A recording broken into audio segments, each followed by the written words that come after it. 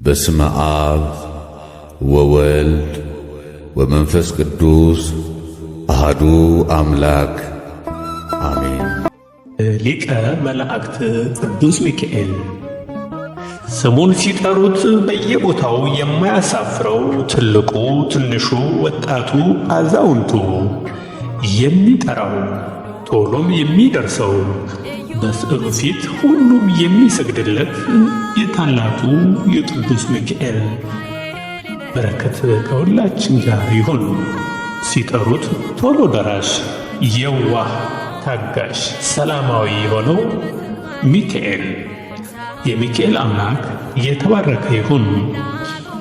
ሚካኤል የሚለው ስም አለቃ ኪዳነ ወልድ ክፍሌ መጽሐፈ ሰዋስው ወግስ ወመዛግበ ቃላት ሐዲስ በተሰኘው መዝገበ ቃላት መጽሐፋቸው ሲገልጹ ቃሉ የዕብራይስጥ ሲሆን ሚ ማለት መኑ፣ ካ ማለት ካመ ማለት ሲሆን ኤል ማለት ደግሞ አምላክ ማለት ነው።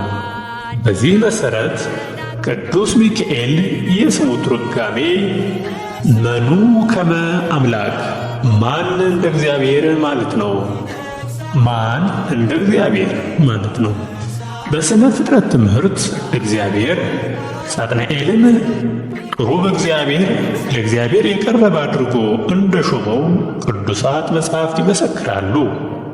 ነገር ግን ሳጥናኤል ከእግዚአብሔር የተሰጠውን ክብር ትቶ አምላክነትን በመሻቱ በትዕቢቱ ምክንያት ሥልጣኑ ተገፎ ወደ ምድር ተጥሏል። በቦታውም ቅዱስ ሚካኤልን ሾሞታል። ልጆች አሉት ለስሙ ምስክር፣ በዙሪያው ያሉትን አብቷል ክብር። ስለ ፍጹም ምልጃው ለኔ ግን ይለያል፣ መልአኩ ሚካኤል ስለው ደስ ይለኛል። የቅዱስ ሚካኤል ሲመት ምክንያት በማድረግም ዕለቱን የኢትዮጵያ ኦርቶዶክስ ተዋሕዶ ቤተ ክርስቲያን ኅዳር 12 ቀን በየዓመቱ በድምቀት ታከብረዋለች።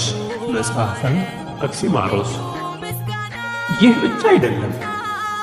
እስራኤላውያን በግብፅ በባርነት ቀንበር ተይዘው ለ415 ዓመት በስቃይ ሲኖሩ ያለቀሱት እንባ መንበረ ጸባዖት ደርሶ ግብፅ ወደ ምድረ ርስት ይገቡ ዘንድ እግዚአብሔር ሊቀ ነቢያት ሙሴን አስነስቶ ባሕረ ኤርትራን ከፍሎ አሻግሮ ለ40 ዘመናት ሲጓዙ ቀን በደመና ሌሊቱም በብርሃን እየመራ ያደረሳቸው ቅዱስ ሚካኤል ነው።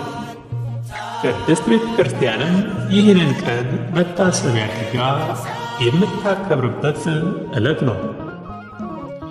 ቅዱስ ሚካኤል ለኢያሱ ወልደ ነዌ በሰው አምሳል ተገልጦ የተመዘዘ ሰይፍ በእጁ የያዘ ሰው በፊቱ ቆሞ አየ።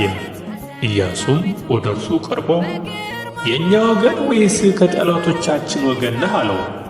እርሱም እኔ የእግዚአብሔር ሠራዊት አለቃ ነኝ፣ አሁንም ወደ አንተ መጥቻለሁ አለው።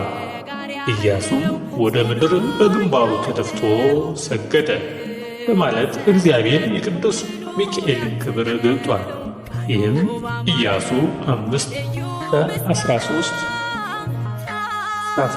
ያለው ይገልጸዋል። የቅዱስ ሚካኤል ሹመት በነገደ መላእክት ላይ ብቻ አይደለም፣ ነገር ግን የእግዚአብሔር ሕዝብ የሆኑት ላይ ጭምር ነው። ሊቀ መላእክት ቅዱስ ሚካኤል ለእኛ ለሰዎች አማላጅ ሲሆን፣ ለቅዱሳን ጻድቃን ሰማዕታት ደግሞ አጋዣቸው ነው። በሕይወታቸውና በተጋድሏቸውም እስከ መጨረሻው ይረዳቸዋል። ይህንንም በቤተ ክርስቲያናችን በመጽሐፈ ስንክሳርና ድርሳነ ሚካኤል ኅዳር 12 ቀን እንደተጻፈው መልአኩ ቅዱስ ሚካኤል ብራታዎስንና ሚስቱ ቴዎብስታን ከዲያብሎስ ፈተና የታደገበት ዕለት ነው።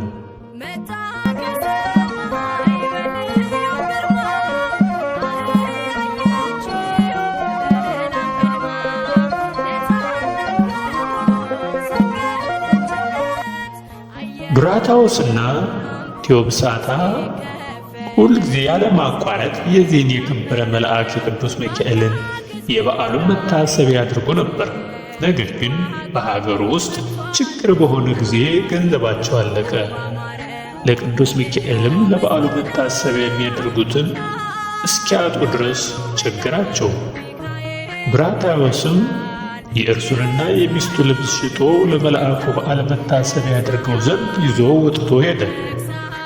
የመላእክት አለቃ ቅዱስ ሚካኤልም በታላቅ መኮንን አምሳል ለዱራታዮስ ተገለጠለትና ወደ ባለጸጎች ሄዶ በእርሱ ዋስትና በ1 ዲናር 1 በግ፣ ሁለተኛው ደግሞ ወደ ባለ ስንዴ ዘንድ ሄዶ በእርሱ ዋስትና ስንዴን እንዲወስድ፣ ዳግመኛም ወደ ዓሣ አጥማጅ ዘንድ ሄዶ 1 ዓሣ እንዲወስድ፣ ነገር ግን ወደ ቤቱ ሳይደርስ የዓሣውን ሆድ እንዳይከድ አዘዘው። ብራታዎስም እንደታዘዘው አደረገ። ወደ ቤቱም በተመለሰ ጊዜ ቤቱ ሁሉ በበረከት ተሞልቶ አገኘው። እርሱም እጅግ ተደስቶ የዚህን የክብር መልአክ መታሰቢያውን በዓል አደረገ። ጦማዳሪዎችና ድሆችንም ጠርቶ አጠገባቸው። ከዚህም በኋላ ለዱራታዎስና ለሚስቱ ቴዎብስታ ቅዱስ ሚካኤል ሁለተኛ ጊዜ ተገለጠላቸው። ዱራታዎስንም የዓሣውን ሆድ እንዲሰነጥቅ አዘዘው። በሰነጠቀው ጊዜ 300 የወርቅ ዲናር በዓሣ ሆድ ውስጥ ተገኘ። ቅዱስ ሚካኤል ዱራታዎስንና ሚስቱን ቴዎብስታን እንዲህ አላቸው፣ ከዚህ ዲናር ወስዳችሁ ለባለ በጉ፣ ለባለ ዓሣውና ለባለ ስንዴው ዕዳችሁን ክፈሉ። የቀረውም ለፍላጎታችሁ ይሁናችሁ። በጎ ሥራችሁን መሥዋዕታችሁንና ምጽዋታችሁን አስቦ በዚህ ዓለም አሳመረላችሁ፣ በኋላኛውም መንግሥተ ሰማያትን አዘጋጅቶላችኋል አላቸው። እነርሱም ይህን ነገር ሲሰሙ ደነገጡ። የከበረ ገናናውን መልአክም ከመከራችሁ ሁሉ ያዳንኳችሁ የመላእክት አለቃ እኔ ሚካኤል ነኝ።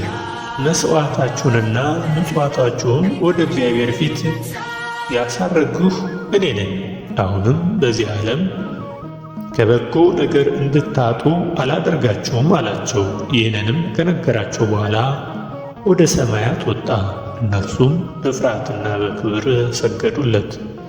የመላእክት አለቃ ቅዱስ ሚካኤል ከበዓሉ በረከት ረድኤት ይክፈለን። ጥበቃውና አማላጅነቱ አይለየን። አሜን።